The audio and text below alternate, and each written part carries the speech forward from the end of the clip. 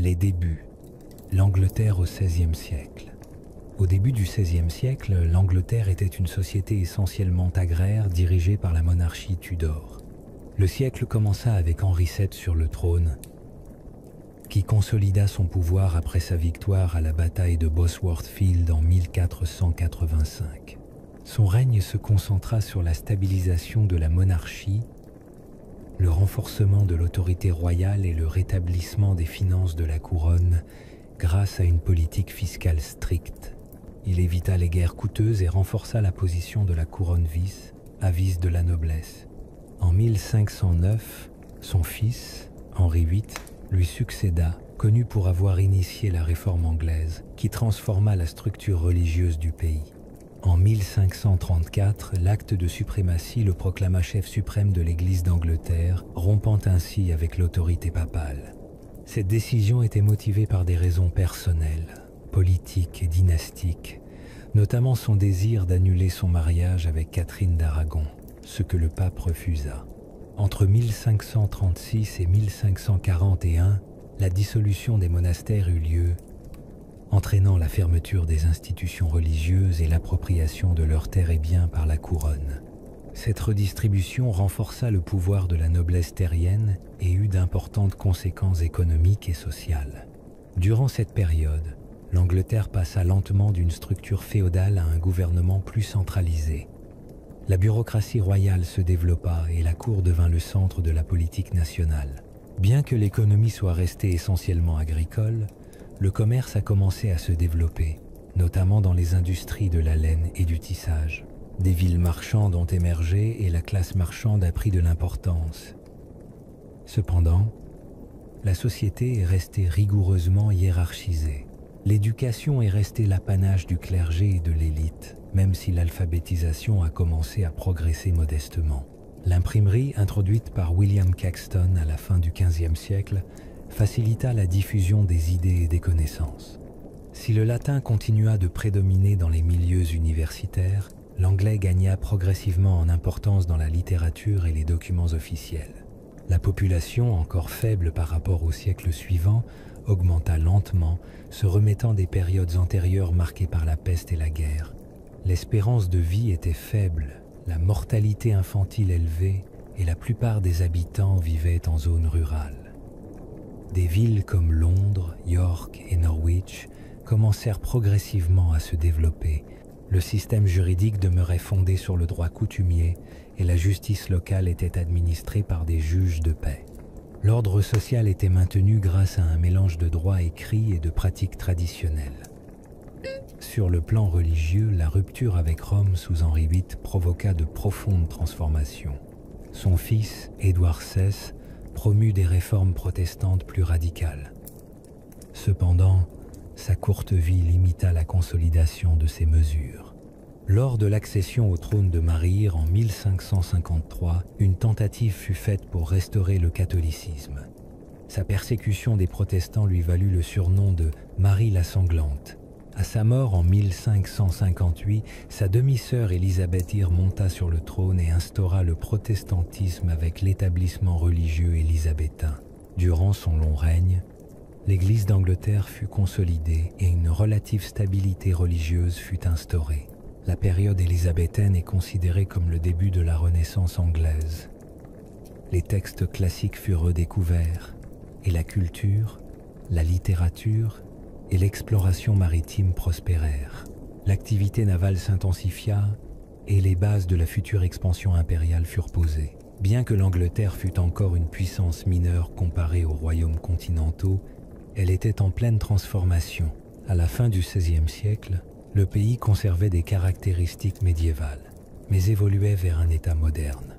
La centralisation du pouvoir, la réforme, la croissance commerciale, l'accroissement des connaissances et les changements sociaux initient un cycle de transformation qui façonneront l'Angleterre au cours des siècles suivants. Le XVIe siècle marque le début de cette profonde évolution politique, religieuse, économique et culturelle. L'ère des explorations, voyages et découvertes, l'âge des grandes découvertes, qui s'étendit approximativement du début du XVe siècle au XVIIe siècle, fut une période marquée par l'exploration européenne outre-mer, qui conduisit à la découverte de nouvelles routes maritimes, à l'expansion des connaissances géographiques et à la création d'empires. Cette ère commença principalement par la demande croissante de l'Europe en épices, en or et autres matières premières précieuses, ce qui encouragea les puissances maritimes comme le Portugal et l'Espagne à rechercher d'autres voies vers l'Asie. Les Portugais furent parmi les premiers à entreprendre des voyages maritimes au long cours sous la conduite du prince Henri le Navigateur. Ils explorèrent la côte ouest de l'Afrique et franchirent finalement le cap de Bonne-Espérance sous le commandement de Bartholomew Dias en 1488, ouvrant la voie au voyage réussi de Vasco de Gama vers l'Inde en 1498. À la même époque, l'Espagne finança l'expédition de Christophe Colomb vers l'ouest, à travers l'océan Atlantique, en 1492. Bien qu'il cherchât une route vers l'Asie, Colomb atteignit les Amériques, déclenchant d'autres voyages et la colonisation d'une grande partie du Nouveau Monde. En 1494, le traité de Tordesillas divisa les terres nouvellement découvertes entre l'Espagne et le Portugal, officialisant ainsi leurs sphères d'influence respectives. Des explorateurs espagnols tels qu'Hernán Cortés et Francisco Pizarro menèrent plus tard des expéditions qui culminèrent avec la conquête des empires aztèques et inca. Ces conquêtes contribuèrent à l'expansion du contrôle espagnol sur les Amériques. L'expédition de Ferdinand Magellan, commencée en 1519 et achevée en 1522 sous le commandement de Juan Sebastián Elcano après la mort de Magellan, réalisa le premier tour du monde, démontrant ainsi l'étendue géographique de la Terre. D'autres nations européennes, comme l'Angleterre, la France et les Pays-Bas, suivirent bientôt avec leur propre mission d'exploration, motivées par des motivations économiques, politiques et religieuses. Les Anglais envoyèrent des explorateurs comme Jean Cabot en Amérique du Nord, tandis que les Français explorèrent certaines parties du Canada par l'intermédiaire de Jacques Cartier.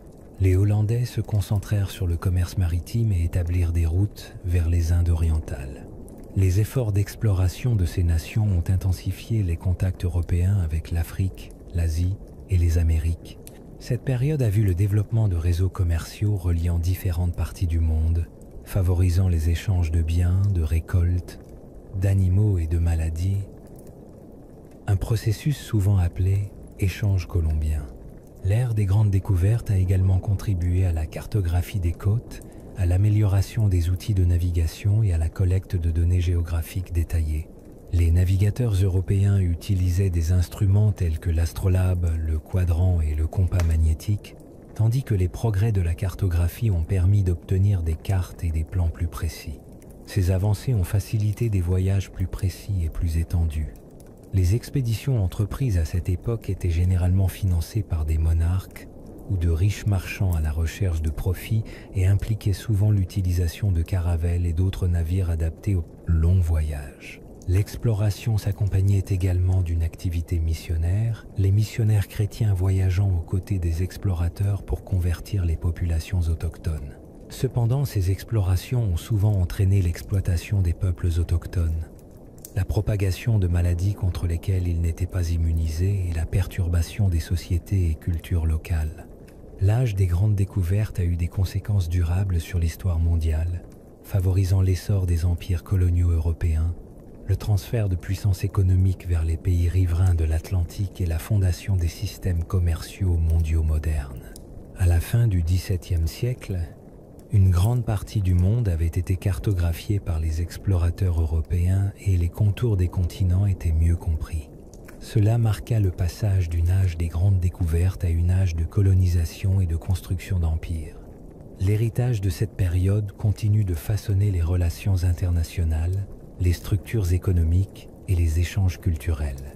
L'âge des grandes découvertes est une époque historiquement significative durant laquelle le monde est devenu de plus en plus interconnecté grâce à l'activité maritime européenne, principalement motivée par la recherche de ressources, l'expansion territoriale et la recherche de nouveaux marchés et de nouvelles routes commerciales.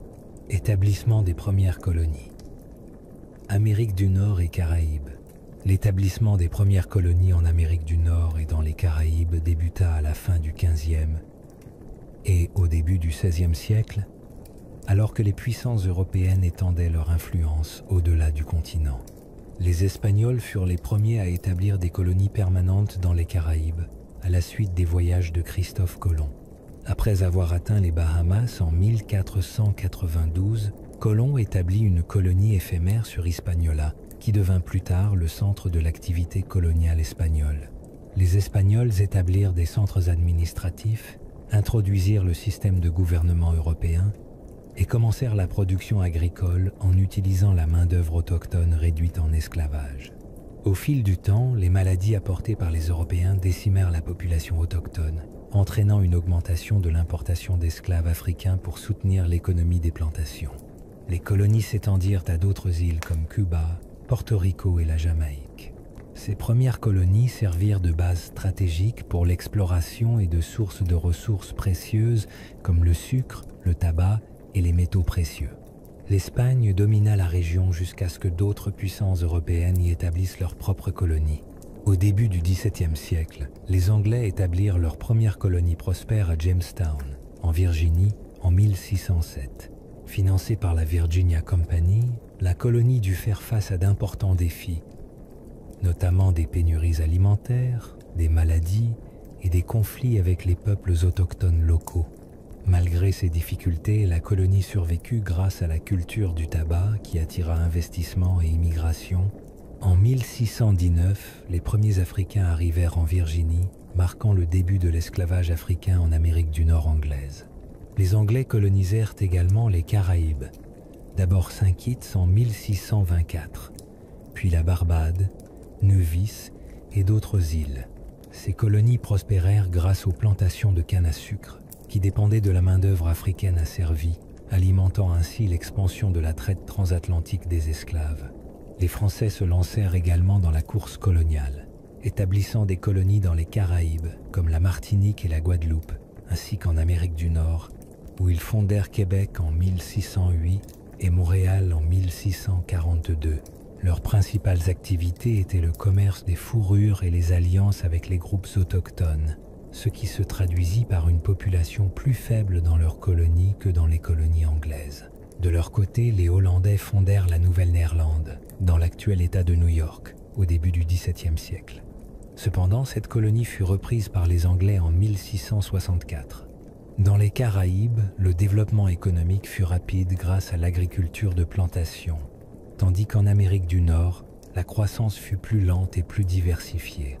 En Nouvelle-Angleterre, des colons puritains anglais fondèrent la colonie de Plymouth en 1620 et la colonie de la baie du Massachusetts en 1630, principalement pour des raisons religieuses. Ils établirent des communautés fondées sur la religion et l'agriculture de subsistance, contrairement aux colonies du Sud, plus axées sur le commerce. Au fil du temps, l'Angleterre a étendu ses colonies le long de la côte atlantique, jetant ainsi les bases des 13 futures colonies. Les relations avec les peuples autochtones ont varié au fil du temps et des régions. Initialement, des alliances et des échanges commerciaux ont été établis, mais ceux-ci se sont détériorés en raison de la concurrence pour les terres et les ressources. Les gouvernements coloniaux étaient généralement des prolongements des monarchies européennes, bien que certaines colonies aient développé des assemblées et des formes d'autonomie locale.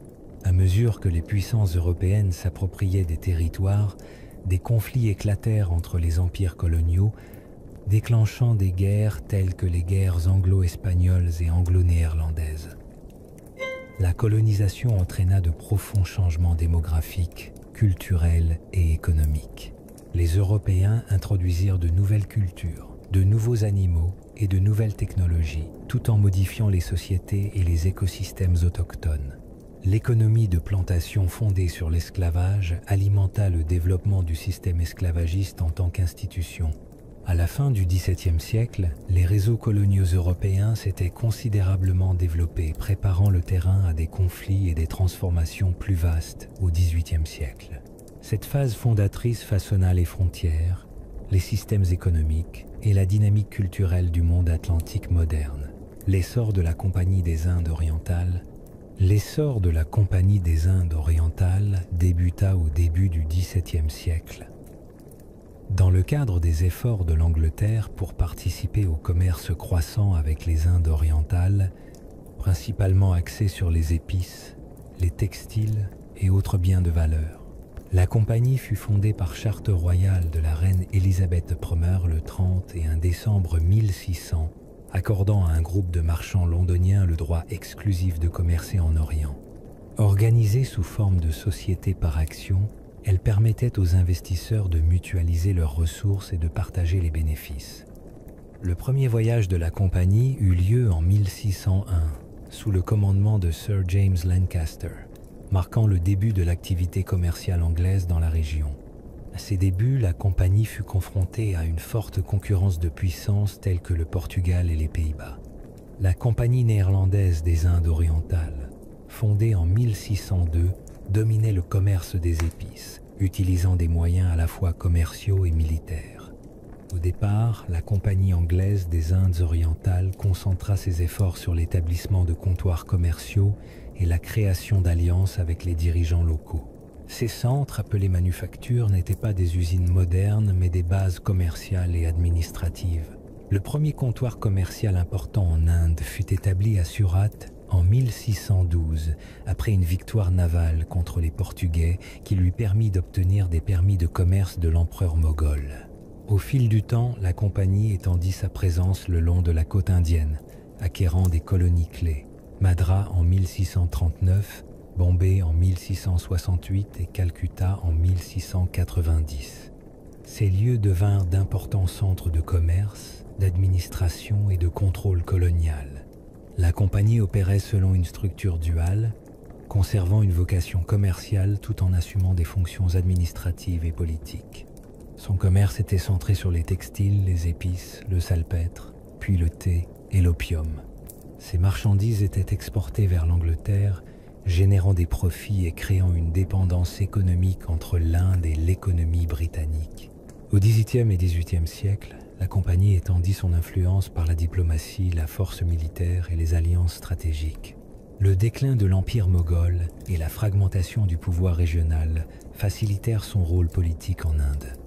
La bataille de Plassey en 1757 marqua un tournant. Sous la direction de Robert Clive, la compagnie vainquit le nabab du Bengale et prit le contrôle de cette riche province. Dès lors, elle commença à collecter des impôts et à exercer des fonctions gouvernementales. En 1765, l'empereur moghol accorda à la compagnie le droit de collecter des impôts au Bengale, au Bihar et en Orissa, officialisant ainsi son rôle administratif. Son gouvernement s'appuyait sur une armée privée, composée d'officiers britanniques et de soldats indiens appelés Sipais. L'influence de la compagnie s'accrut grâce à des campagnes militaires, des traités et des annexions, étendant son emprise sur de vastes régions du sous-continent. Malgré son succès, l'entreprise fut de plus en plus critiquée en Grande-Bretagne pour corruption, mauvaise gestion et impact de sa politique en Inde.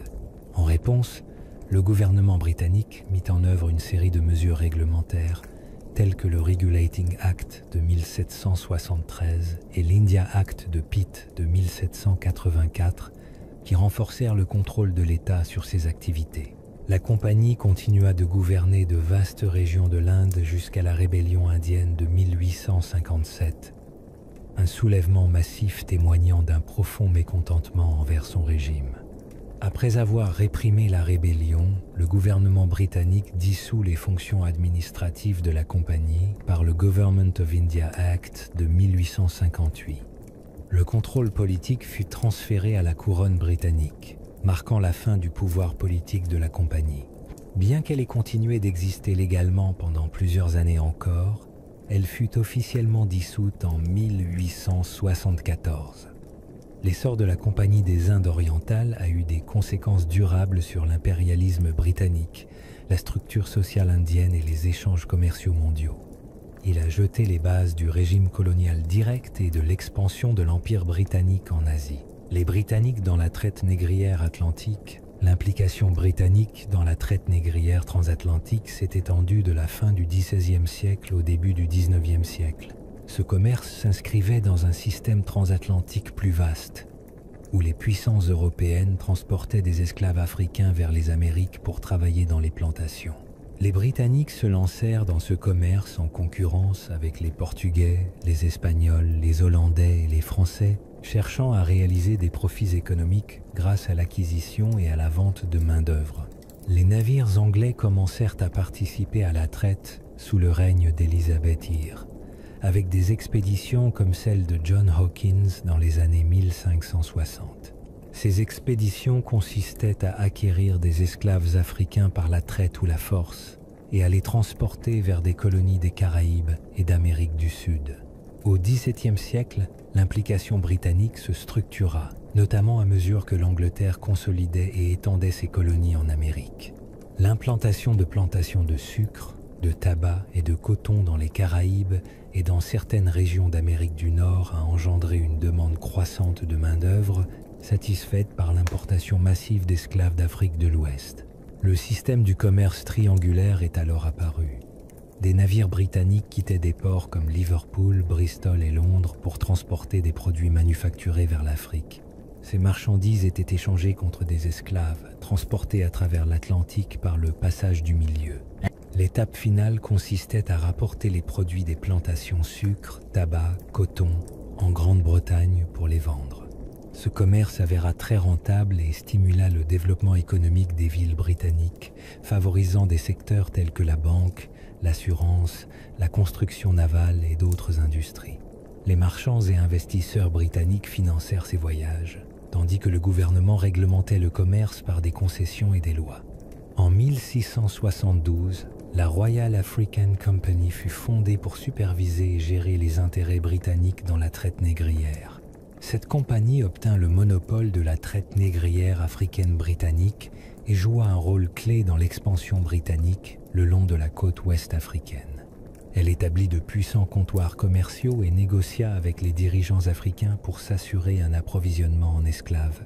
Après la fin du monopole de la Royal African Company en 1698, les commerçants privés intensifièrent leur implication, augmentant considérablement le nombre de voyages et l'ampleur du commerce britannique. Tout au long du XVIIIe siècle, la Grande-Bretagne devint la première puissance européenne de la traite transatlantique des esclaves. On estime que les navires britanniques ont transporté plus de 3 millions d'esclaves africains à travers l'Atlantique. Nombre d'entre eux périrent lors de la traversée du milieu, de maladies, de surpopulation et de mauvaises conditions de vie. Les survivants furent vendus aux enchères en Amérique et contraints de travailler dans des plantations dans des conditions extrêmement difficiles.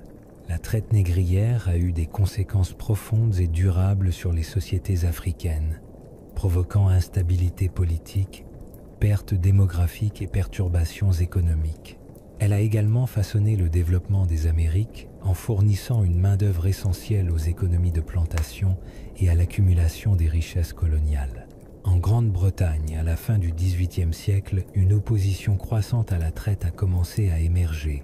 Des groupes religieux, des réformateurs sociaux et d'anciens esclaves ont alimenté le mouvement abolitionniste, dénonçant l'esclavage pour des raisons morales et humanitaires. Des campagnes publiques, des pétitions et des débats au Parlement ont conduit à des mesures législatives. En 1807, le Parlement britannique a adopté la loi sur l'abolition de la traite des esclaves, qui interdisait le commerce au sein de l'Empire britannique.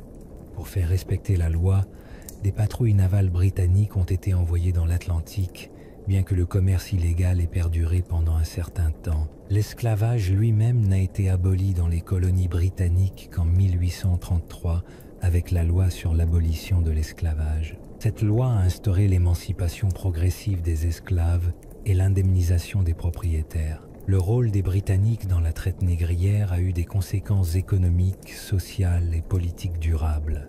Il a influencé le développement des colonies et du commerce mondial, laissant un héritage qui résonne encore dans les débats sur la race, l'histoire et la justice. L'expansion du XVIIIe siècle, guerre et acquisition. Le XVIIIe siècle fut une période marquée par l'expansion considérable des empires européens, notamment britanniques, à travers des conflits militaires, des traités stratégiques et des acquisitions territoriales. Ce siècle fut le théâtre de nombreuses guerres motivées par des rivalités commerciales, des ambitions coloniales et l'évolution des rapports de force entre les États européens. L'Empire britannique étendit sa présence mondiale, notamment en Amérique du Nord, dans les Caraïbes, en Afrique et en Asie du Sud. L'un des premiers conflits majeurs fut celui de guerre de succession d'Espagne, 1700 à 1714, qui, bien que centré en Europe, eut des conséquences coloniales. Traité d'Utrecht de 1713 a accordé à la Grande-Bretagne des territoires stratégiques tels que Gibraltar et Minorque, en plus de l'Assiège, un privilège commercial qui lui permettait de fournir des esclaves africains aux colonies espagnoles. Ces réalisations renforcèrent l'influence britannique et facilitèrent son accès aux principaux réseaux commerciaux. La Grande-Bretagne a ensuite participé à la guerre de succession d'Autriche 1740-1748, autre conflit aux répercussions mondiales. Il fut suivi par guerre de Septance 1750-1763, l'un des conflits les plus importants du XXe siècle. Il impliqua les principales puissances européennes et se déroula en Europe, en Amérique du Nord, dans les Caraïbes, en Afrique de l'Ouest et en Asie du Sud. En Amérique du Nord, il est connu sous le nom de guerre franco-indienne. Le conflit s'est terminé avec la traité de Paris de 1763 qui a donné à la Grande-Bretagne le contrôle de Canada et les territoires français à l'est du Mississippi, ainsi que plusieurs îles des Caraïbes et des comptoirs français en Inde. Ce traité transforma l'équilibre colonial, consolidant la Grande-Bretagne comme puissance dominante. En Inde, les déclins de l'Empire mogolais, la fragmentation du pouvoir régional a permis à Compagnie britannique des Indes orientales étendre son domaine par des victoires militaires et des alliances politiques. Plassey 1757 et le bataille de Bukhar 1764 ont joué un rôle déterminant dans l'établissement du contrôle britannique Bengala. Compagnie obtint des droits de perception d'impôts et commença à gérer de vastes étendues de terre, passant du statut d'entreprise commerciale à celui d'autorité gouvernementale. C'est ainsi que débuta l'implication directe des Britanniques dans les affaires politiques du sous-continent. Pendant la guerre d'indépendance américaine, 1775-1783, la Grande-Bretagne subit un revers majeur. 13 colonies-îles ont déclaré leur indépendance et, après des années de conflit, ont formé l'aile États-Unis d'Amérique. Il traité de Paris 1783, les États-Unis reconnaissent leur indépendance et forcent la Grande-Bretagne à céder des territoires.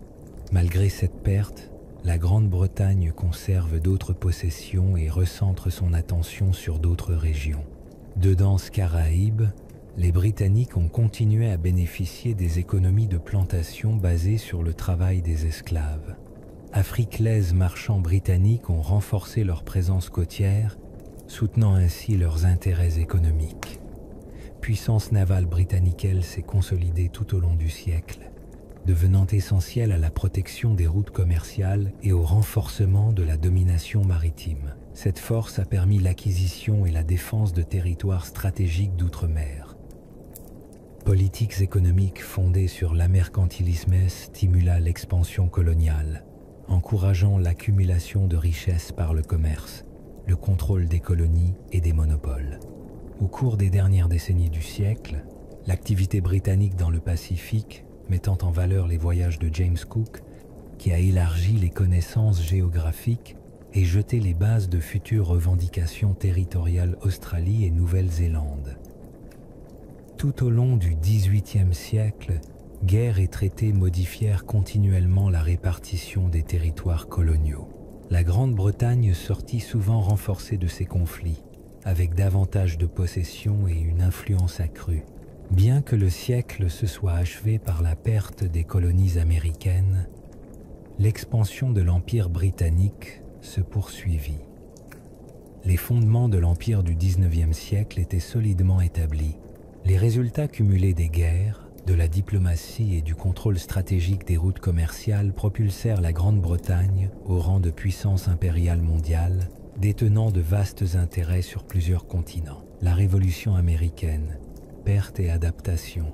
La guerre des Amériques, 1775-1783, marqua un tournant dans l'histoire de l'Empire britannique, avec la perte des 13 colonies d'Amérique du Nord et le début d'une phase d'adaptation politique économique et stratégique. Le conflit naquit des tensions croissantes entre les colons et le gouvernement britannique sur des questions telles que la fiscalité, la représentation et la gouvernance. Après la guerre de Septance, la Grande-Bretagne, confrontée à une dette massive, chercha à accroître ses recettes par des lois telles que le Stamp Act et les Townshend Act. Ces mesures suscitèrent l'opposition des colonies, qui estimaient qu'elles représentaient une fiscalité sans représentation parlementaire. Les tensions s'exacerbèrent avec des événements tels que la Boston Tea Party et l'imposition des lois coercitives. En 1775, les hostilités éclatèrent à Lexington et Concord, marquant le début du conflit armé. En 1776, le Congrès continental proclama officiellement l'indépendance par la déclaration d'indépendance. La guerre dura des années, avec des affrontements décisifs à Saratoga et Yorktown. L'entrée en guerre de la France en 1778, suivie de l'Espagne et des Provinces-Unies, transforma l'équilibre des forces, obligeant la Grande-Bretagne à mener une guerre sur plusieurs fronts. Les batailles navales, les défis logistiques et le manque de soutien loyal des colons compliquèrent les efforts britanniques. La défaite décisive de Yorktown en 1781 marqua la fin des opérations majeures. Les négociations aboutirent au traité de Paris de 1783 qui reconnaissait l'indépendance américaine et établissait de nouvelles frontières. Cette défaite eut des conséquences importantes sur la politique étrangère, le commerce et la stratégie impériale britannique. En réponse, la Grande-Bretagne concentra ses efforts sur la préservation de ses colonies restantes dans les Caraïbes, au Canada, en Afrique et en Inde. Des réformes administratives furent entreprises et les défenses militaires renforcées afin de prévenir des rébellions similaires. Les routes commerciales furent ajustées et les investissements réorientés vers d'autres régions de l'Empire. Le Canada gagna en importance en tant que territoire loyaliste. Des politiques furent mises en œuvre pour accueillir les colons loyalistes et assurer la stabilité. En Inde, la Compagnie britannique des Indes orientales étendit sa domination territoriale et économique. Les capacités navales et la portée mondiale de l'Empire furent renforcées pour soutenir le commerce et protéger ses intérêts. Sur le plan intérieur, la défaite eut un impact sur la sphère politique. Les critiques parlementaires et la pression publique conduisirent à des changements dans la direction et l'orientation politique du gouvernement britannique. La Révolution a révélé les limites de l'autorité impériale et mis en évidence la nécessité d'équilibrer la gouvernance centrale et les intérêts locaux. Au fil du temps, la Grande-Bretagne a adopté une approche plus souple de son administration coloniale, privilégiant l'intégration économique et le contrôle indirect. Les leçons de la Révolution américaine ont guidé les stratégies ultérieures, notamment les négociations diplomatiques, le développement des infrastructures et les alliances locales. Malgré cette défaite, la Grande-Bretagne conserva son statut de puissance mondiale. Le XIXe siècle fut témoin de son expansion impériale, notamment en Asie, en Afrique et dans le Pacifique. La Révolution américaine fut donc à la fois un revers et un catalyseur de changement. Elle révéla les faiblesses de la gouvernance coloniale, mais démontra également la résilience des institutions britanniques. L'Empire a réagi en modifiant son approche, en perfectionnant ses méthodes et en recherchant de nouvelles opportunités. L'expérience américaine est devenue une référence pour les défis futurs. Dans le contexte plus large de l'histoire impériale, la perte des colonies fut significative, mais pas définitive. Elle marqua la fin d'une ère et le début d'une autre, au cours de laquelle la Grande-Bretagne redéfinit son rôle mondial et défendit ses intérêts par des moyens évolutifs. L'adaptation permit à l'Empire de maintenir son influence malgré les changements mondiaux. La Révolution industrielle.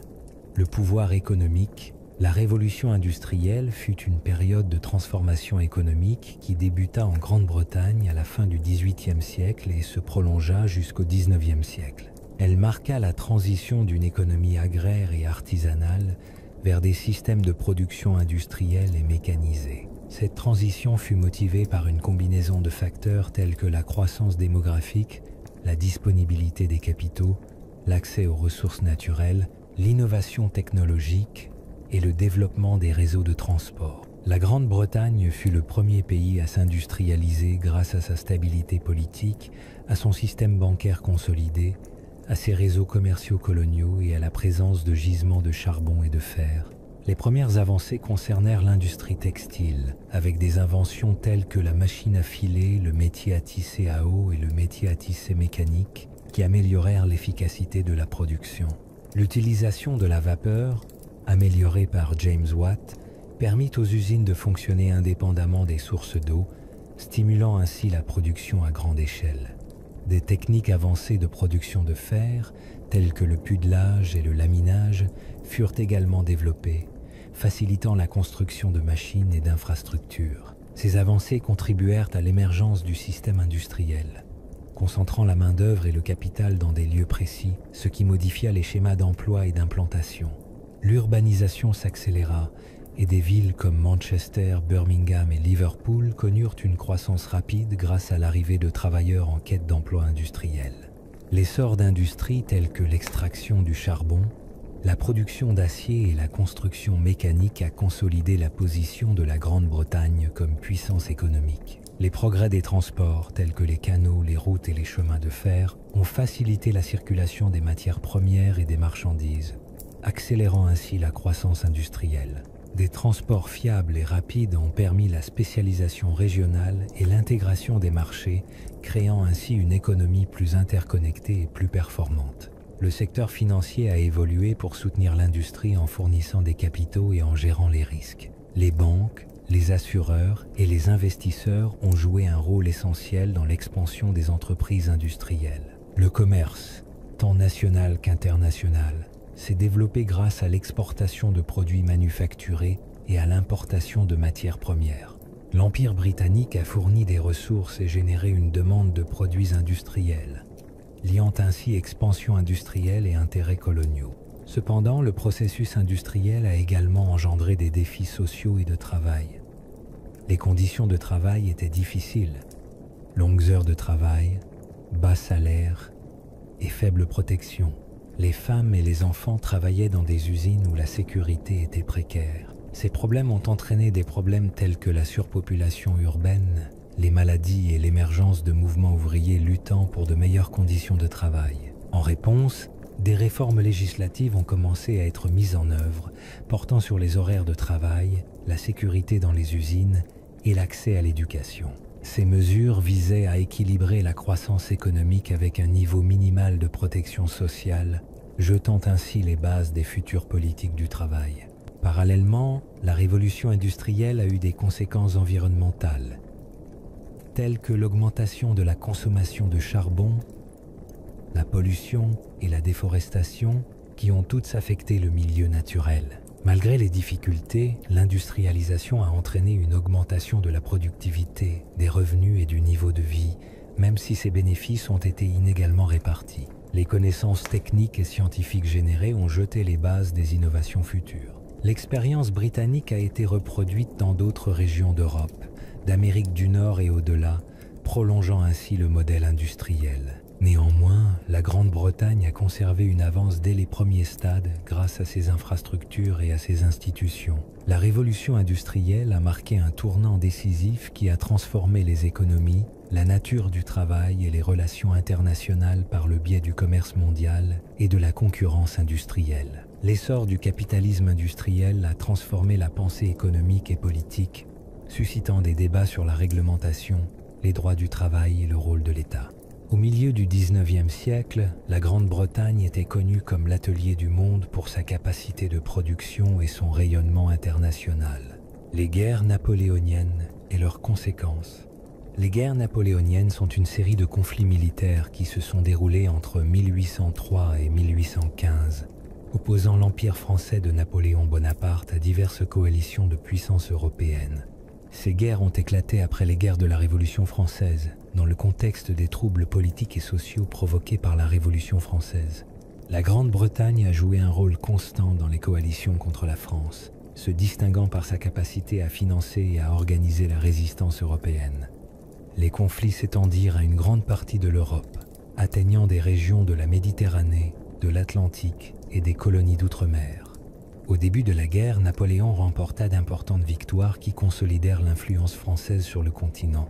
Parmi les batailles les plus marquantes, on peut citer Austerlitz, 1805, Jena Oerstedt 1806 et Wagram 1809. Les innovations stratégiques et la réorganisation territoriale de Napoléon redéfinirent les frontières politiques et affaiblirent les régimes traditionnels. La France parvint à asseoir sa domination sur une grande partie de l'Europe occidentale et centrale, soit par contrôle direct, soit par des alliances avec des États clients.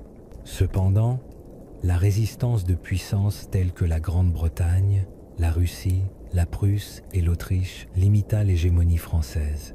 La suprématie navale britannique, consolidée par la victoire de Trafalgar, 1805, garantissait le contrôle maritime et permettait la poursuite du commerce britannique.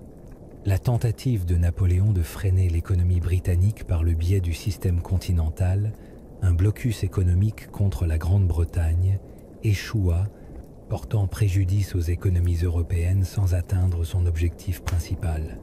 L'invasion de la Russie en 1812 marqua un tournant. La campagne échoua en raison de problèmes logistiques, de l'hiver russe et de la politique de la terre brûlée appliquée par l'armée russe. La retraite de Moscou causa d'énormes pertes et affaiblit l'armée de Napoléon. Cela encouragea la formation d'une nouvelle coalition qui, en 1813, vainquit Napoléon à la bataille de Leipzig. En 1814, les forces alliées entrèrent dans Paris et Napoléon abdiqua et fut exilé sur l'île d'Elbe.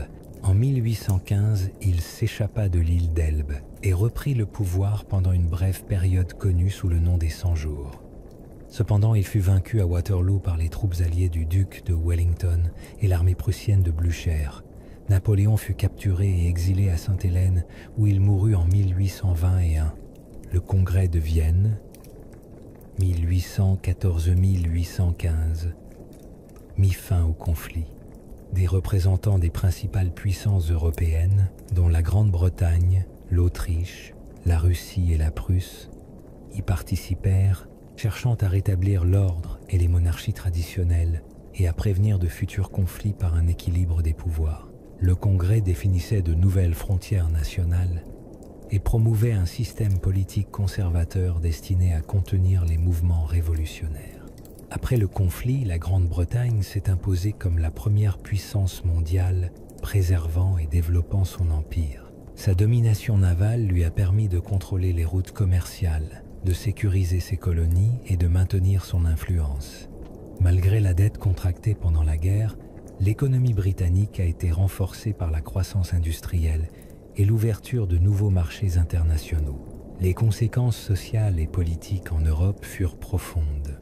Le conflit provoqua une montée du nationalisme, favorisa des réformes administratives et militaires et laissa une empreinte durable sur les structures des États européens. Bien que les monarchies restaurées tentèrent de réprimer les idées révolutionnaires, nombre des réformes introduites sous Napoléon, comme l'égalité devant la loi et la laïcisation de l'État, persistèrent sous diverses formes. Le système diplomatique connu sous le nom de concert européen a été créé pour maintenir la stabilité internationale. Ce mécanisme visait à résoudre pacifiquement les différends et à prévenir les conflits de grande ampleur, influençant la politique étrangère européenne pendant des décennies. Les guerres ont également entraîné des changements durables dans l'organisation, la stratégie et la technologie militaire. Elles ont également redéfini l'équilibre mondial des pouvoirs et jeté les bases de l'ordre international du XIXe siècle. Bien que le conflit ait pris fin, son héritage politique, économique et social a continué de façonner l'Europe pendant longtemps. L'ère napoléonienne a marqué la fin d'une période révolutionnaire et le début d'une phase de stabilité, de diplomatie prudente et de transformation progressive. Le rôle de la marine britannique: dominer les mers. La marine britannique a joué un rôle crucial dans l'établissement et le maintien de la position de la Grande-Bretagne comme puissance mondiale dominante du XVIIe au XIXe siècle. Son évolution vers une force maritime de premier plan fut le fruit d'investissements stratégiques, d'une organisation administrative efficace et d'innovation constante en matière de construction navale, de navigation et de tactique militaire. La Royal Navy était à la fois un instrument défensif et offensif de l'État, protégeant les routes commerciales, imposant des blocus, transportant des troupes et engageant les flottes ennemies. À mesure que l'Empire britannique s'étendait, la marine fut utilisée pour sécuriser les colonies, projeter sa puissance au-delà des océans et empêcher les puissances européennes rivales de perturber les intérêts britanniques. Les décideurs politiques britanniques comprirent l'importance de la puissance maritime et la soutinrent par un financement soutenu. La construction de chantiers navals, de stations de ravitaillement et de bases navales réparties dans le monde entier. Au début du XVIIIe siècle, la Royal Navy était déjà la force navale la plus importante et la plus efficace du monde. Sa supériorité s'est démontrée lors de conflits tels que la guerre de succession d'Espagne, la guerre de Septance et les guerres napoléoniennes. Des victoires navales, comme la bataille de la baie de Quiberon en 1759 et surtout la bataille de Trafalgar en 1805, ont consolidé le prestige et les capacités tactiques britanniques. À Trafalgar, sous le commandement de l'amiral Horatio Nelson, la suprématie navale britannique a été assurée pour le reste des guerres napoléoniennes. La domination maritime permettait à la Grande-Bretagne d'imposer des blocus, de perturber les lignes d'approvisionnement ennemies et de contrôler le commerce maritime. Le blocus des ports français affaiblit considérablement l'économie française et constitua un élément essentiel de la stratégie de guerre britannique. La marine protégea également les îles britanniques des invasions et facilita les campagnes militaires dans diverses régions du monde. Au-delà de son rôle militaire, la Royal Navy joua un rôle essentiel dans l'expansion commerciale britannique. Elle protégeait les navires marchands grâce aux convois et luttait contre la piraterie sur les routes stratégiques. Elle soutenait également l'exploration, la recherche scientifique et la cartographie de nouvelles routes maritimes, ce qui renforça les connaissances géographiques britanniques et leur présence dans les territoires reculés. En temps de paix, la marine maintenait son état de préparation grâce à des entraînements constants, des patrouilles et des opérations de maintenance. Un réseau mondial de chantiers navals et de stations de ravitaillement permettait aux navires de guerre d'opérer loin du Royaume-Uni pendant de longues périodes. Au XIXe siècle, l'adoption de la vapeur marqua une transition technologique majeure. La Grande-Bretagne mena ce processus en mettant en œuvre de nouvelles conceptions et capacités navales. La Royal Navy a également contribué aux politiques britanniques telles que la suppression de la traite transatlantique des esclaves, abolie en 1807. Les navires patrouillaient la côte ouest africaine, interceptaient les navires négriers et libéraient les esclaves, alignant ainsi la puissance navale sur les objectifs humanitaires et politiques émergents. Le recrutement du personnel naval combinait l'engagement volontaire et le recrutement forcé des périodes précédentes. Les marins étaient confrontés à des conditions difficiles, mais pouvaient également progresser et gagner de l'argent. La formation des officiers était axée sur le matelotage, la navigation et le commandement. L'amirauté, chargée de superviser la marine, a mis en œuvre des réformes pour en améliorer l'efficacité. La puissance navale britannique était étroitement liée à la capacité à soutenir l'Empire. Le contrôle des routes maritimes facilitait la communication entre les colonies, le transport des ressources et la défense des positions stratégiques. Au XIXe siècle, le concept de la paix britannique s'appuyait sur cette domination navale, qui contribuait à dissuader les conflits entre les grandes puissances et à maintenir la stabilité du commerce international. À la fin du XIXe siècle, malgré l'essor de nouvelles puissances navales, la Grande-Bretagne conservait la plus grande flotte du monde, guidée par le principe des deux puissances, qui stipulait que la Royal Navy devait être plus puissante que les deux plus grandes marines suivantes réunies.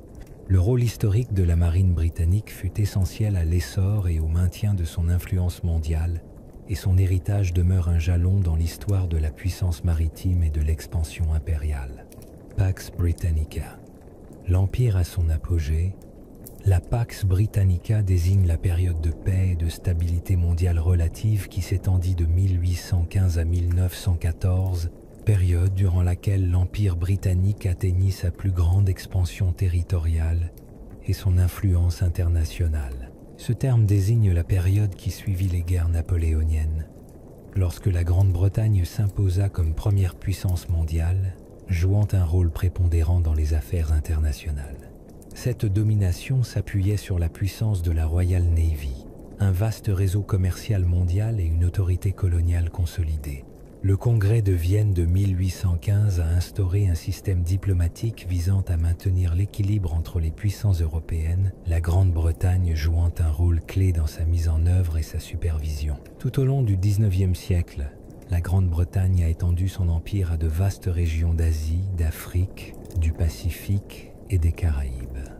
Des territoires comme l'Inde, le Canada, l'Australie, la Nouvelle-Zélande et de vastes régions d'Afrique ont été intégrés à la structure impériale par la conquête militaire, les traités, la pression économique et les colonies. L'Empire fonctionnait comme un système commercial et de gouvernance unissant des régions éloignées sous une structure politique et économique commune.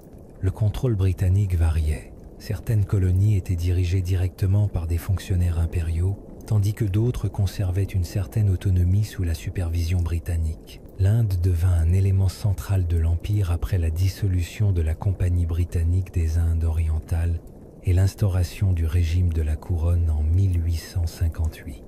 Des infrastructures telles que les chemins de fer, les télégraphes et les ports furent développés pour améliorer l'administration et faciliter le commerce.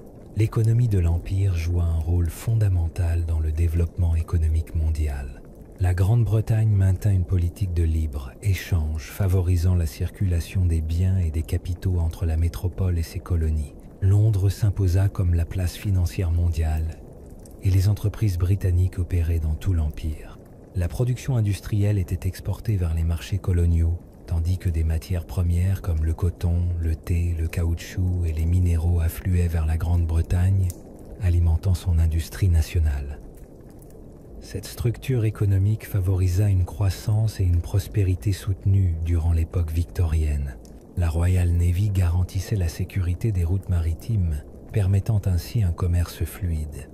Des bases navales et des stations de ravitaillement en charbon furent établies à des points stratégiques afin de maintenir la portée mondiale de la puissance navale britannique. De plus, le système juridique, la monnaie et les institutions éducatives britanniques furent introduits dans de nombreuses colonies, créant un cadre administratif et de transformation sociale orienté vers les modèles occidentaux. Cependant, les bénéfices du régime impérial furent inégalement répartis. De nombreux sujets coloniaux furent confrontés à l'exploitation économique, à l'exclusion politique et à des bouleversements culturels. Les populations autochtones furent déplacées et leur culture marginalisée ou assimilée. La résistance au régime britannique se manifesta par des rébellions, des protestations, des mouvements réformistes et des mouvements indépendantistes. Malgré ces tensions, l'Empire conserva une stabilité structurelle remarquable tout au long du XIXe siècle.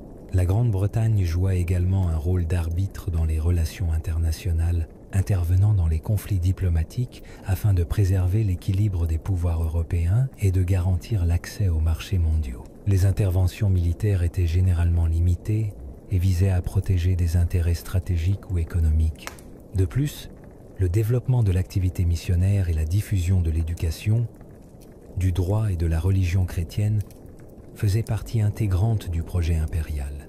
Ces actions étaient justifiées par la notion de mission civilisatrice, bien qu'elles constituaient également des outils de contrôle social et culturel.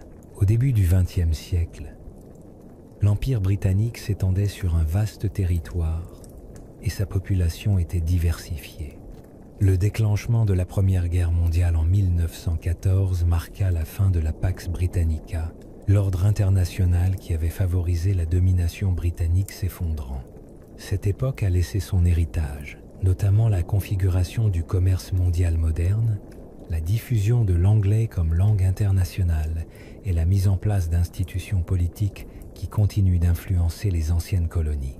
La Pax Britannica représente une étape clé dans l'histoire de l'impérialisme, des relations internationales et de l'intégration économique mondiale. La ruée vers l'Afrique. Colonisation et conflit.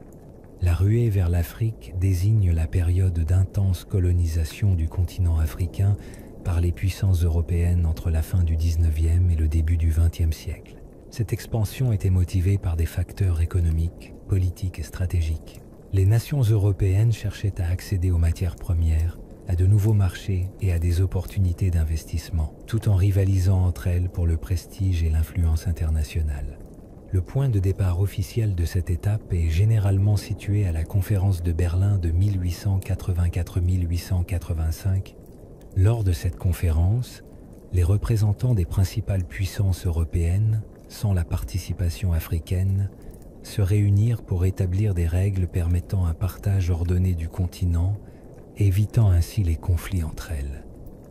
Le principe de occupation effective fut adopté, exigeant des puissances qu'elles démontrent leur contrôle effectif sur les territoires qu'elles revendiquaient. Après la conférence, les puissances européennes ont accéléré leur acquisition territoriale en Afrique. La Grande-Bretagne, la France, l'Allemagne, la Belgique, le Portugal et l'Italie étaient les principaux acteurs coloniaux.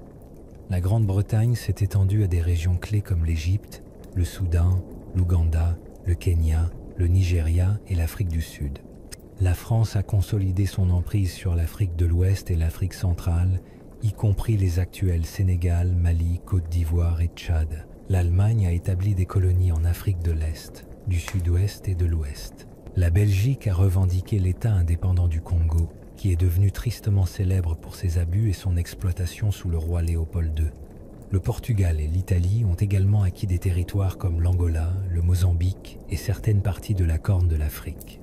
La colonisation s'accompagnait souvent de campagnes militaires contre les royaumes et sociétés africains résistaient à la domination étrangère. Les puissances utilisaient des armes modernes, telles que des fusils et de l'artillerie lourde pour soumettre les peuples africains. Certains traités furent signés sous la contrainte ou la tromperie, tandis que d'autres territoires furent purement et simplement conquis. La partition du continent a créé des frontières politiques artificielles, ignorant les divisions ethniques, linguistiques et culturelles. Ces frontières arbitraires ont uni des communautés disparates ou divisé des groupes cohérents, contribuant à des conflits et à une instabilité durable. De plus, le régime colonial a profondément transformé les structures sociales et politiques africaines. Les puissances coloniales imposèrent de nouveaux systèmes administratifs, juridiques et fiscaux.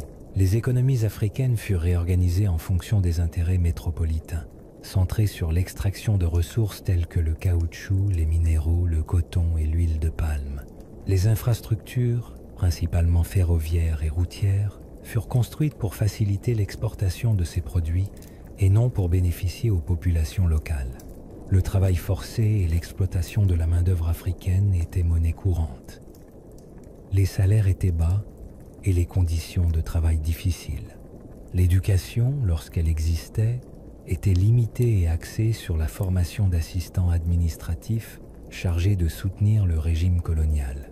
Les missionnaires chrétiens ont joué un rôle central dans l'introduction des normes culturelles européennes, souvent en dénigrant ou en supprimant les traditions africaines. Malgré la répression, de multiples formes de résistance africaine ont été observées. Certaines étaient armées, comme la guerre anglo-zoulou en Afrique du Sud, la rébellion des Maji-Maji en Afrique orientale allemande ou la répression brutale du génocide des Serero et des Namaka en Afrique du Sud-Ouest allemande. On a également assisté à des actes de désobéissance civile et à des efforts pour préserver les identités culturelles. Certains dirigeants africains ont tenté de s'adapter en adoptant les pratiques européennes pour protéger leur communauté, mais sans grand succès à long terme.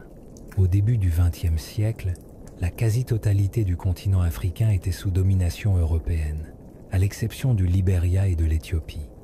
Les conséquences du colonialisme furent profondes et durables.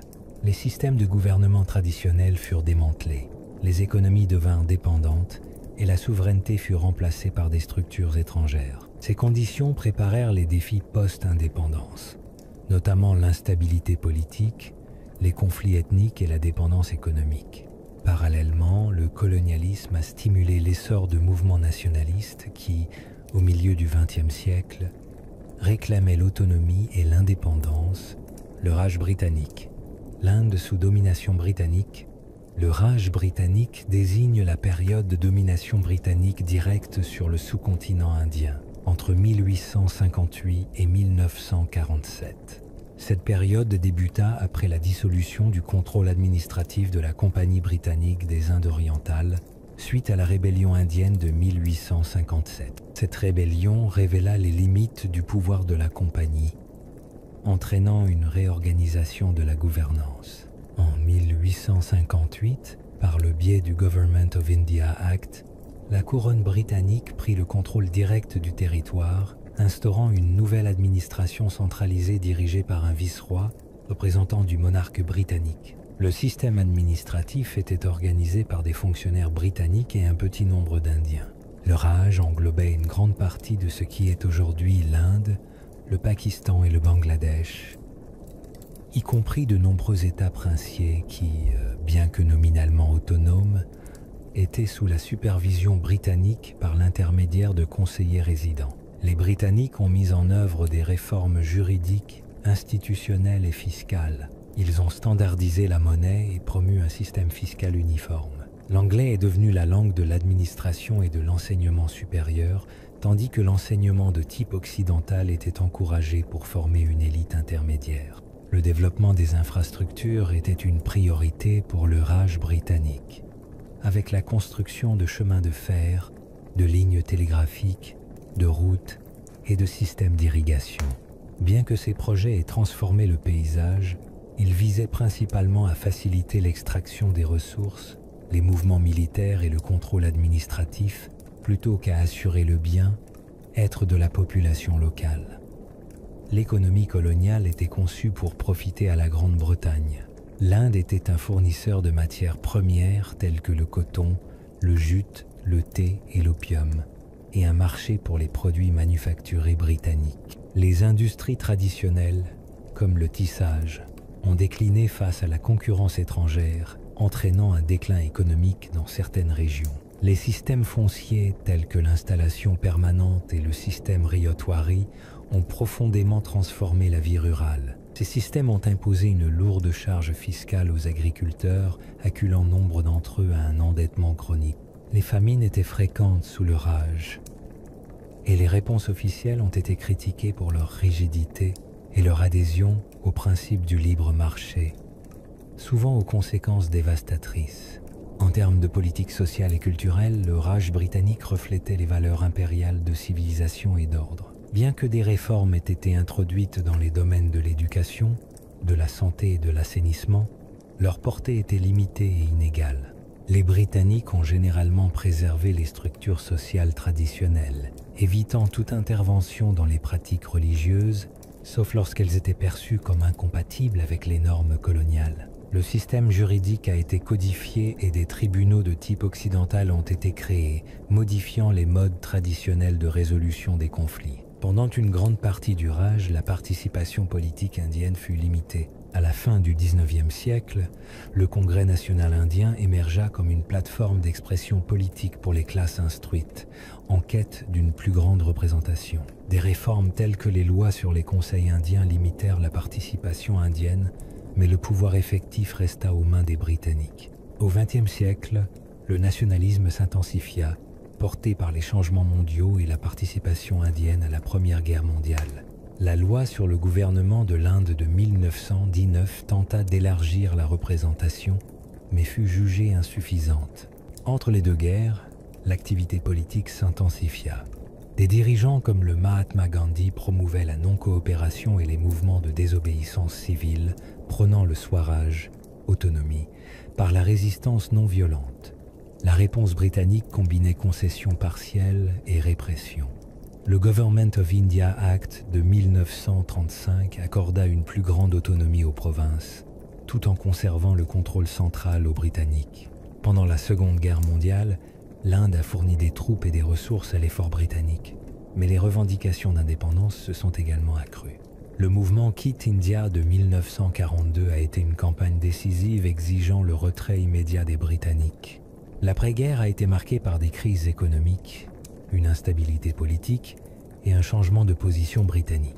En 1947, le Parlement britannique a adopté l'Indian Independence Act, qui a conduit à la création de l'Inde et du Pakistan. Gouvernance et administration. Diriger un empire, le gouvernement et l'administration de l'Empire britannique étaient caractérisés par une combinaison d'autorités centralisées, de systèmes bureaucratiques et de collaboration locale. Leur objectif principal était de maintenir le contrôle, d'assurer l'ordre et de faciliter l'exploitation économique. L'administration variait selon les régions, les intérêts britanniques et le degré de résistance ou de coopération des populations locales. Depuis Londres, le gouvernement britannique gérait l'Empire selon une structure hiérarchique. Le Colonial Office et l'India Office étaient des ministères clés, dirigés par des secrétaires d'État qui rendaient compte au cabinet et au Parlement. Les gouverneurs, vice-rois et hauts commissaires représentaient la couronne dans les colonies, les protectorats et les dominions, avec des niveaux d'autorité variables selon les conditions locales. Ces fonctionnaires étaient assistés de fonctionnaires, de forces militaires et de conseils consultatifs. Dans les colonies sous administration directe, les administrateurs britanniques mettaient en œuvre les politiques, collectaient les impôts, maintenaient l'ordre et supervisaient les travaux publics. Dans les régions dotées de structures locales établies, comme l'Inde ou certaines régions d'Afrique, l'administration indirecte était appliquée. Cette stratégie consistait à gouverner par l'intermédiaire de chefs traditionnels, tels que des chefs ou des élites locales, intégrés au système colonial et censés faire respecter les normes britanniques. Cette méthode permettait de gérer de larges populations avec des ressources limitées, réduisant ainsi la résistance en préservant une certaine légitimité locale. Les systèmes juridiques coloniaux furent adaptés au droit britannique, même si, dans de nombreux cas, les pratiques coutumières étaient autorisées sous surveillance.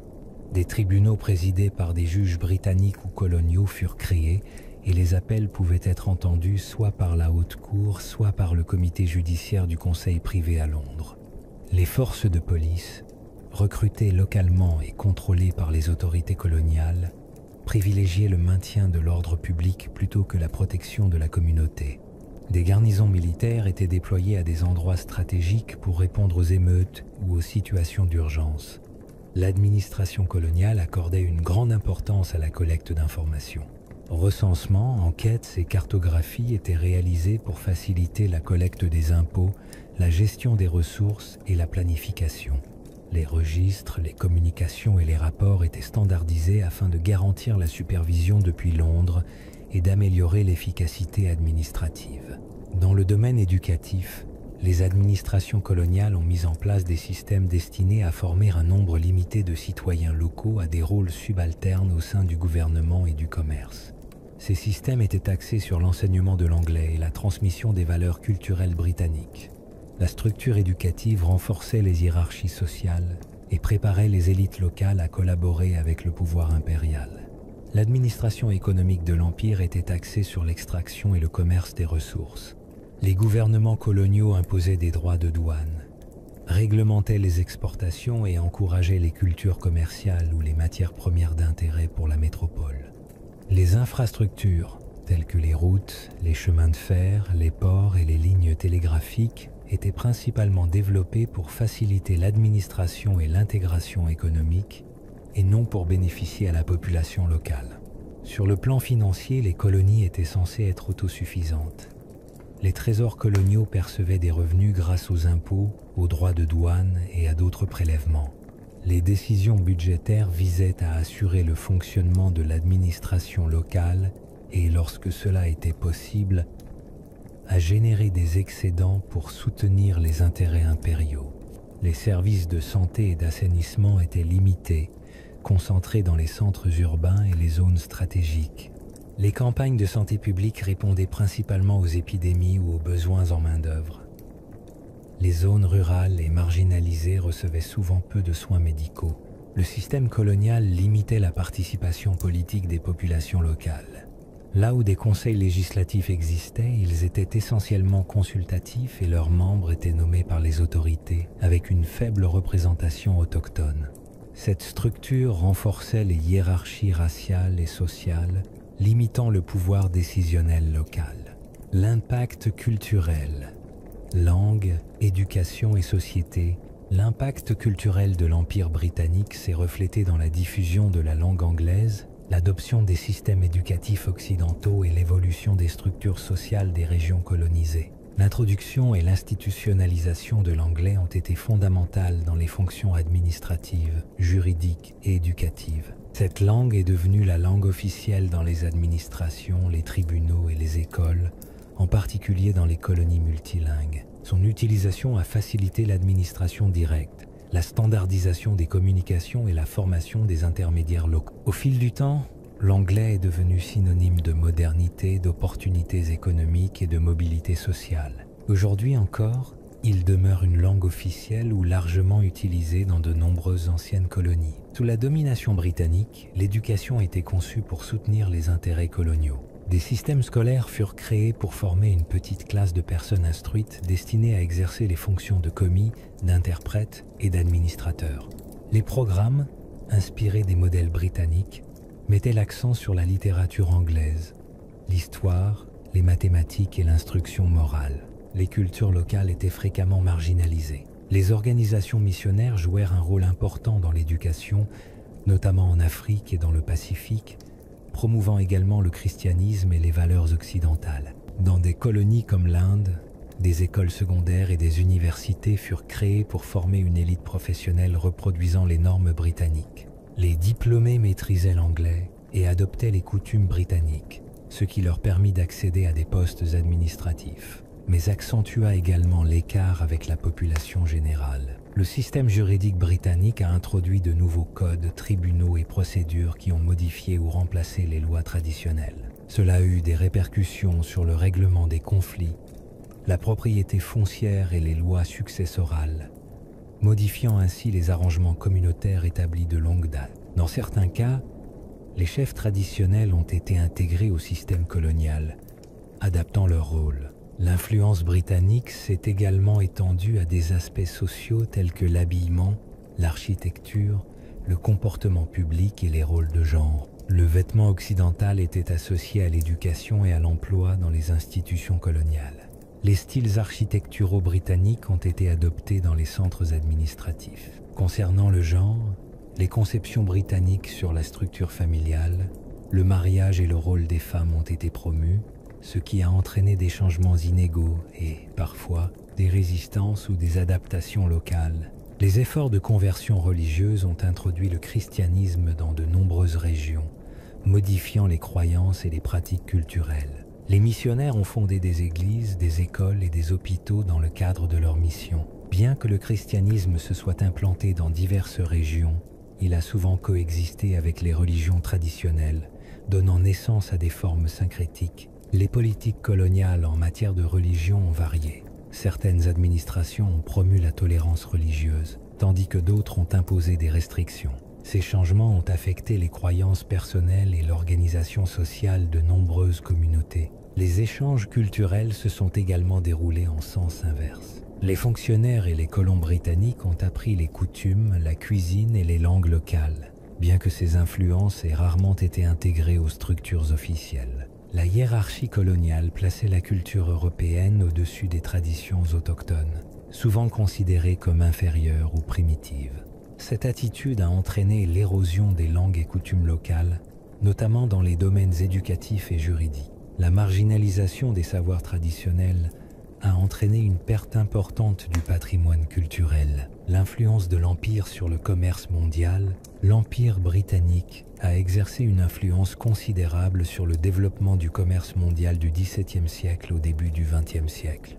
Son expansion sur plusieurs continents a créé un vaste réseau de territoires reliés par des routes maritimes, des institutions financières et des flux constants de marchandises, de capitaux et de main-d'œuvre.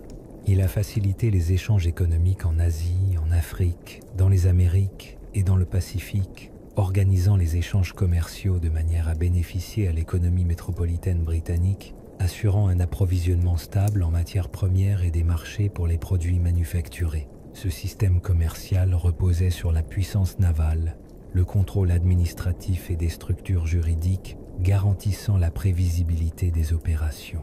Initialement, le commerce impérial suivait des principes mercantilistes. Les colonies devaient fournir des biens tels que le sucre, le tabac et le coton, tout en important des textiles et des outils de Grande-Bretagne. Les politiques mercantilistes limitaient l'autonomie commerciale des colonies au profit des intérêts britanniques. Au fil du temps, ce modèle a évolué vers un système de libre-échange, en particulier au XIXe siècle, après l'abrogation de la loi sur le maïs et la loi sur la navigation. Les révolutions industrielles intensifièrent le rôle de l'Empire dans le commerce mondial en augmentant les besoins en matières premières et en marchés extérieurs pour les produits industriels. Des colonies telles que Inde, Égypte et Malaisie britannique devinrent des fournisseurs essentiels de coton, de jute, de thé, de caoutchouc et d'étain. En Afrique, ils obtinrent du cacao, de l'huile de palme, de l'or et d'autres ressources essentielles. Des colonies de peuplement comme Canada et Australie, ils exportaient de la laine, des céréales et des minéraux. Les investissements britanniques dans les infrastructures ont transformé ces régions. Ils ont construit ports, chemins de fer et lignes télégraphiques pour faciliter le commerce et réduire les coûts de transport. Des centres commerciaux stratégiques tels que Mumbai, Singapour, le Cap et Hong Kong ont intégré les économies locales au marché mondial et ont servi de plateforme pour la redistribution des biens. Ces carrefours ont renforcé la connectivité intercontinentale. Londres, elle, est devenue un centre financier mondial. Les institutions basées dans la cité offraient crédit, assurance et investissement aux entreprises commerciales de tout l'Empire.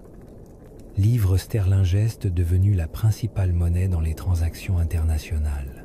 Les compagnies maritimes, telles que Compagnie britannique de navigation à vapeur des Indes, assuraient un commerce efficace entre les colonies et les métropoles. L'ouverture de la canal de Suez en 1869, elle était fondamentale. Elle reliait directement l'Europe à l'Asie et raccourcissait les routes clés, renforçant la cohésion du réseau impérial. La mobilité de la main-d'œuvre était également vitale pour le système commercial de l'Empire. Traite transatlantique des esclaves, dans lequel les navires britanniques transportaient des esclaves africains vers les Amériques, en fut un élément précoce et controversé. Après son abolition, le travail sous contrat fut utilisé. Des milliers de travailleurs de Inde et China étaient envoyés dans des plantations et sur des projets d'infrastructures dans les Caraïbes, en Afrique de l'Est et dans le Pacifique. Cette main-d'œuvre alimentait des secteurs cruciaux comme la production de sucre, la production de caoutchouc et la construction de chemins de fer. Le commerce sous la domination britannique a également favorisé la diffusion mondiale des biens de consommation. Les textiles, outils et produits manufacturés britanniques furent introduits sur les marchés du monde entier, modifiant les modes de consommation. En retour, des produits exotiques des colonies arrivèrent en Grande-Bretagne et en Europe, façonnant les goûts et les exigences culturelles. L'Empire promouvait des systèmes unifiés de poids, mesures et monnaie, qui a standardisé les transactions et facilité le commerce, tarifs, réglementations et procédures douanières. Ils se sont coordonnés pour maintenir la cohérence au sein du système impérial. Malgré son ampleur, le système a généré des équilibres. De nombreuses colonies dépendaient d'un nombre limité de produits d'exportation, ce qui les rendait vulnérables aux fluctuations des prix et aux crises du marché. Les besoins économiques locaux étaient négligés. De plus, les profits commerciaux étaient concentrés en Grande-Bretagne, où le capital financier était également accumulé. Résistance et rébellion. Défi à la domination britannique, la résistance et la rébellion furent des éléments récurrents de l'histoire de l'Empire britannique, reflétant une opposition généralisée à la domination étrangère dans différentes régions et à différentes époques. Ces réactions, nées de griefs politiques, économiques, culturels et sociaux, bien que souvent réprimés, contribuèrent à des transformations politiques et administratives durables. En Amérique du Nord, la première résistance est venue des peuples autochtones, qui cherchaient à protéger leur territoire et leur mode de vie de l'expansion britannique. En 1763, la rébellion de Pontiac fut un soulèvement coordonné de tribus autochtones contre la présence militaire britannique. Bien qu'étouffée, elle incita à une révision des politiques britanniques envers les peuples autochtones. Dans les Caraïbes, la résistance à l'esclavage fut persistante. Les esclaves recoururent aux évasions, au sabotage et aux révoltes. L'une des plus marquantes fut la guerre baptiste de 1831 en Jamaïque, menée par Samuel Sharp. Bien que violemment réprimée, cette rébellion influença le débat sur l'esclavage et contribua à son abolition en 1833 dans tout l'Empire britannique. En Inde, la résistance s'est manifestée sous diverses formes durant la longue présence coloniale. La rébellion de 1857 fut la plus importante des premières, initiée par des soldats indiens mécontents de la Compagnie britannique des Indes orientales. La révolte toucha diverses régions et groupes sociaux, motivés par les politiques agraires, l'ingérence religieuse et un manque de sensibilité culturelle. Bien que vaincue, elle conduisit à la dissolution de la compagnie et à l'instauration d'un régime britannique direct. Plus tard, la résistance se transforma en mobilisation politique, notamment avec la fondation du Congrès national indien en 1885. En Afrique, de nombreuses communautés résistèrent activement à l'expansion britannique. En 1879, la guerre anglo-zoulou opposa le royaume zoulou aux forces britanniques pour défendre sa souveraineté. Malgré des victoires initiales, les Zoulous furent finalement vaincus. En Afrique de l'Ouest, des personnalités comme Samori Touré menèrent de longues campagnes militaires de résistance. En Afrique australe, les guerres Xhosas et autres soulèvements reflétaient l'opposition persistante à la dépossession des terres. En Afrique de l'Est, bien que la rébellion Maji Maji de 1905 fût dirigée contre la domination allemande, elle exerça une influence régionale et stimula la résistance dans les zones sous contrôle britannique. En Égypte, après l'occupation de 1882, des mouvements nationalistes ont émergé, exigeant la fin de la domination britannique. Cette pression a abouti à une autonomie gouvernementale limitée après la Première Guerre mondiale. En Irak, la rébellion de 1920, menée par des groupes tribaux, religieux et nationalistes, a été une réponse massive à la domination britannique et a conduit à la création d'une monarchie sous tutelle britannique. Au Kenya, le soulèvement des Momo 1952-1960 fut une rébellion armée contre l'expropriation des terres et la domination britannique. Malgré la répression militaire, les arrestations massives et les couvre-feux, ce soulèvement stimula les réformes qui menèrent à l'indépendance.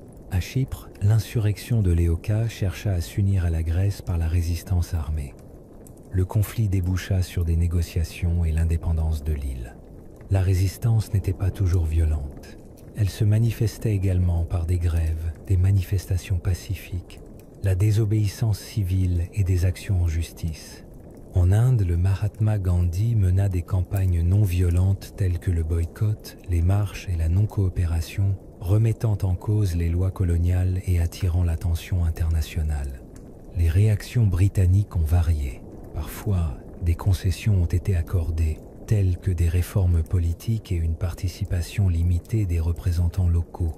D'autres fois, la réaction a été répressive, impliquant le recours à la force, la censure, l'emprisonnement et la surveillance. Au fil du temps, les pressions de ces mouvements, combinées aux changements mondiaux qui ont suivi la Seconde Guerre mondiale, ont conduit à la décolonisation. L'indépendance de nombreuses colonies a reconnu le rôle crucial de ces résistants. Prises collectivement, ces rébellions ont révélé les limites du contrôle impérial et le désir persistant d'autonomie des populations colonisées, marquant le début de la fin de l'Empire britannique. Le rôle des missionnaires et de la religion dans l'Empire britannique était étroitement lié aux objectifs impériaux plus vastes et à l'expansion de l'influence britannique à l'échelle mondiale. L'activité missionnaire était motivée par le désir de diffuser le christianisme, notamment sous ses formes protestantes, parmi les populations d'Asie, d'Afrique, du Pacifique et des Amériques. Les missionnaires étaient souvent les premiers Européens à s'installer dans des sociétés non européennes, et leur travail précédait ou accompagnait l'administration coloniale officielle. Des organisations telles que la Church Missionary Society, la London Missionary Society, la Wesleyan Methodist Missionary Society et la Society for the Propagation of the Gospel ont joué un rôle central. Ces entités ont envoyé du clergé, des enseignants et du personnel médical dans le but de convertir la population locale au christianisme, de fournir une éducation de base et de promouvoir les valeurs occidentales. Les missionnaires croyaient que la propagation du christianisme entraînerait une amélioration morale, un ordre social et une transformation culturelle. Cette œuvre était considérée comme une mission civilisatrice,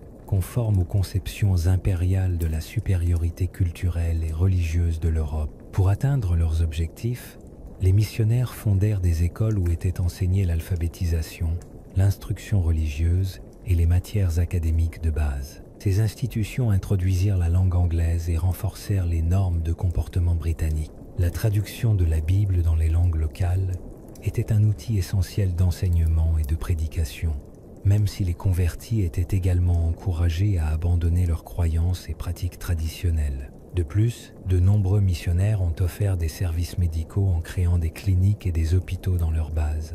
Ces activités visaient à démontrer la compassion chrétienne et à attirer des convertis potentiels. Dans certaines régions, ces interventions ont amélioré l'accès aux soins de santé et à l'éducation, laissant un héritage institutionnel durable. Les missionnaires servaient également d'intermédiaires entre les communautés locales et les autorités coloniales.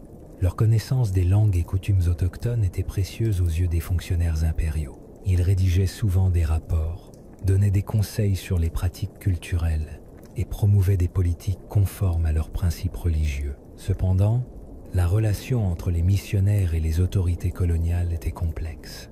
Certains missionnaires soutenaient l'ordre impérial pour assurer le succès de leur mission, d'autres dénonçaient les abus, défendant les droits des peuples autochtones. Un fil conducteur de leur travail était leur opposition aux pratiques qu'ils considéraient comme immorales, comme l'esclavage, la polygamie et certains rituels religieux. Leurs efforts pour transformer les normes sociales suscitaient des tensions avec des secteurs de la population locale qui percevaient ces interventions comme des menaces à leur identité culturelle. La conversion était généralement un processus graduel et sélectif. Nombre de personnes adoptaient des éléments du christianisme sans pour autant abandonner totalement leurs traditions. Les convertis étaient souvent issus de groupes marginalisés, comme les femmes, les enfants ou les classes populaires. Dans diverses régions, les communautés chrétiennes se sont développées et ont développé leurs propres églises, leurs propres dirigeants et leurs propres institutions. Dans des régions comme l'Afrique subsaharienne et les îles du Pacifique, le christianisme s'est profondément enraciné et continue de jouer un rôle central dans la vie sociale.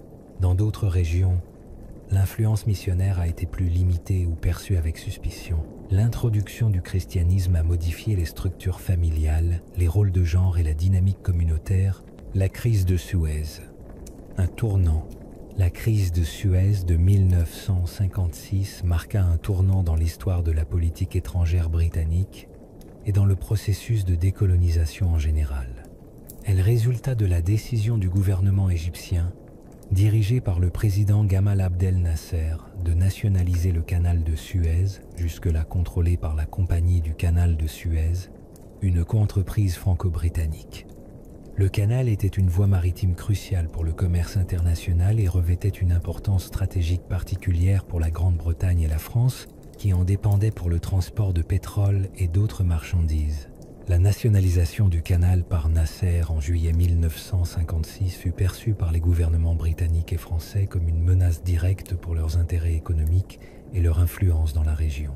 En réponse, la Grande-Bretagne et la France signèrent un accord secret avec Israël pour lancer une intervention militaire coordonnée.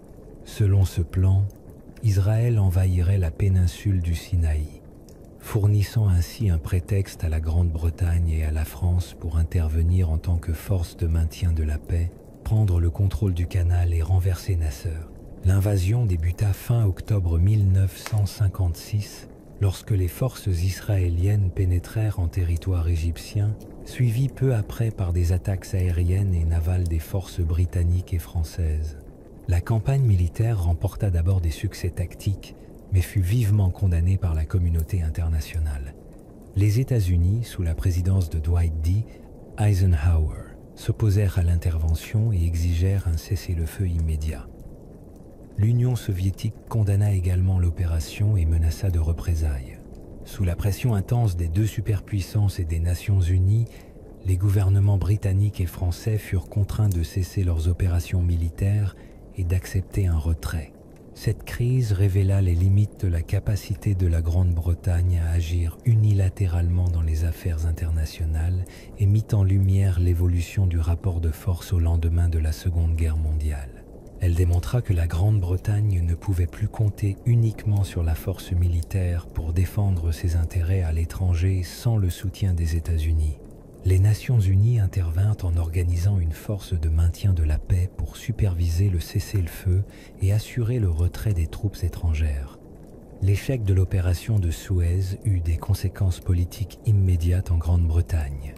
Le Premier ministre Anthony Eden, figure centrale de la planification et de l'autorisation de l'intervention, fut vivement critiqué et démissionna début 1957.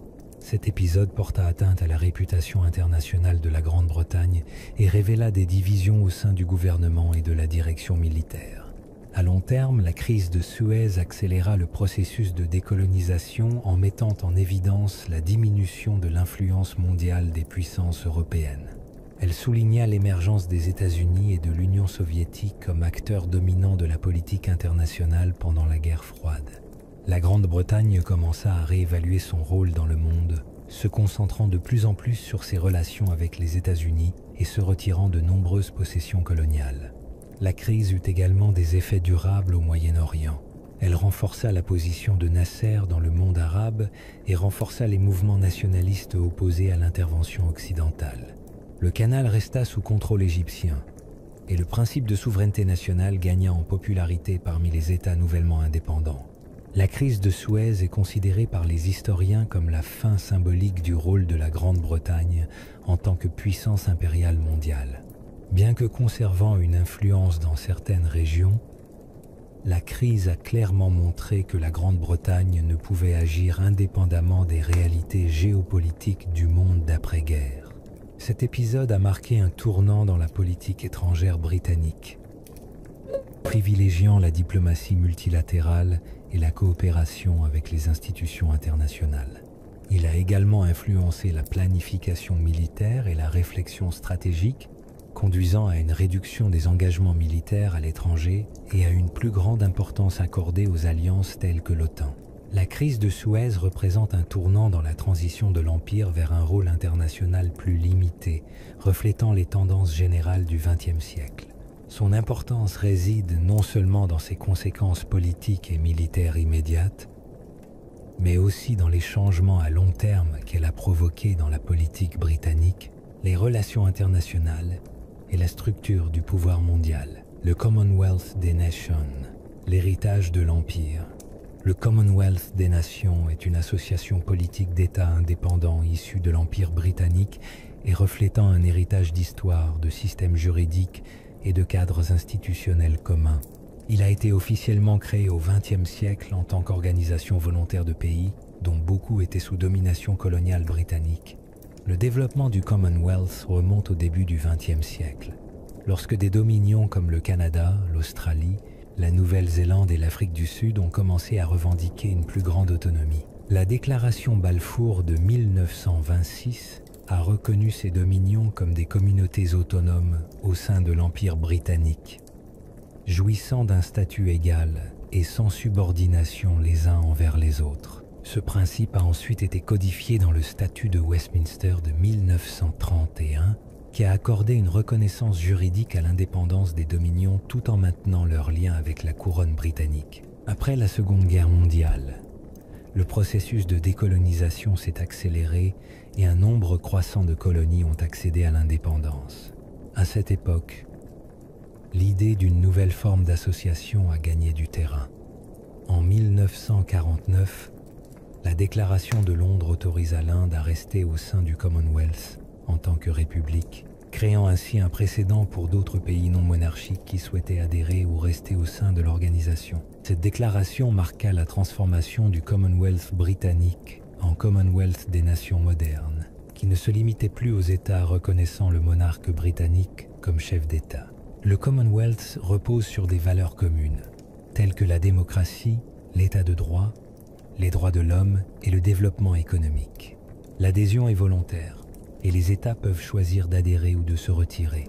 Au début du XXIe siècle, le Commonwealth regroupe plus de 50 pays d'Afrique, d'Asie, des Amériques, d'Europe et du Pacifique. Ses membres varient en taille, en population et en développement économique, mais partagent tous des liens historiques avec l'Empire britannique.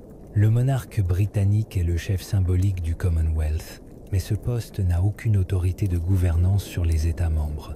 L'organisation est gérée par des institutions telles que le secrétariat du Commonwealth, qui coordonne les activités et favorise la coopération. Des réunions régulières des chefs de gouvernement sont organisées pour discuter de questions d'intérêt commun, telles que l'éducation, le commerce, le changement climatique et la gouvernance.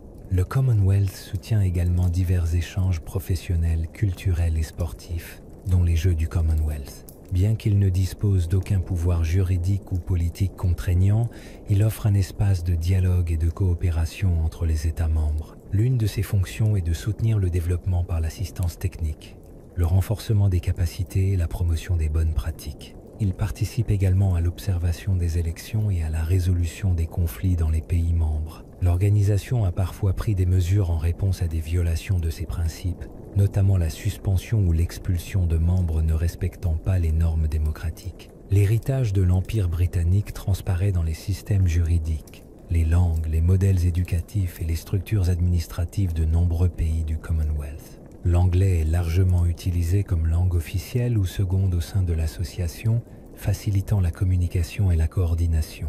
L'influence de la common law britannique demeure présente dans de nombreux systèmes judiciaires et les formes de gouvernement parlementaire sont courantes. Les établissements d'enseignement, la fonction publique et les pratiques juridiques reflètent souvent les modèles britanniques adaptés aux contextes locaux. Le Commonwealth reflète également la complexité des relations postcoloniales. Tout en promouvant l'égalité et le respect mutuel, il est marqué par une histoire de colonialisme et une répartition inégale du pouvoir et des ressources. Le débat se poursuit quant à la pertinence et à l'efficacité de l'organisation face aux défis contemporains.